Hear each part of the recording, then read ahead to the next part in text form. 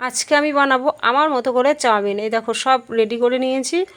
আর এখানে কাজু ভাজা হয়ে গেছে, ওখানে হয়েছে চাউমিন সেদ্ধ, আর ওখানে পনির ভাজা করছি। এই যে কড়াইতে আমি পনির ভাজা করছি।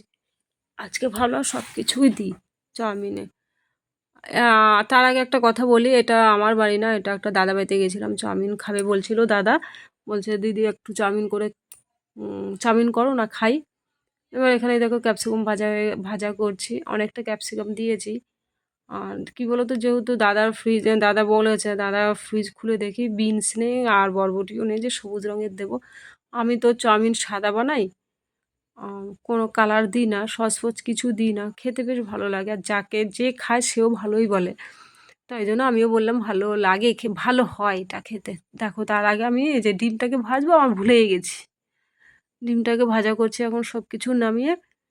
আর এই চাউমিনটা বানানোর আগে ভাবতে পারিনি যে এতটা ভালো হবে খেতে। ভীষণ ভীষণ ভালো হয়েছিল। এটা আমার কথা না, এটা দাদারই কথা, যে যাকে করে খাইয়েছি তারই কথা, যে দিদি খুব ভালো হয়েছিল, খুব ভালো হয়েছে খেতে, এত সুন্দর চাউমিন বানাতে পারো তুমি, আমাকে বলছে। আর আমিও খেয়ে দেখি সত্যিই ভালো হয়েছে। আর জানো তো দাদা কি বলছে, দাদা বলছে তুমি তো একটা রেস্টুরেন্ট খুলে নিতে পারো। বোঝো কাণ্ড, এটা বাড়াবাড়ি কথা না? তোমরাই বলো। ঠিক আছে, দেখো কালারটা এমনি ভালোই লাগছে, মোবাইলে কীরকম লাগছে আমি বুঝতে পারছি, কিন্তু কালারটা সত্যি বলছি খুব সুন্দর হয়েছিল।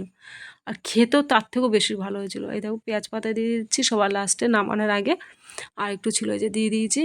আর বিনস আর বরবটি দাদাকে বললে হয়তো এনে দিত, আমি ভাবলাম যা আছে তাই দিয়ে বানিয়ে দিই।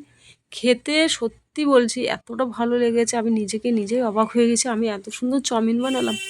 চলো টাটা, খেয়ে নিই এবার।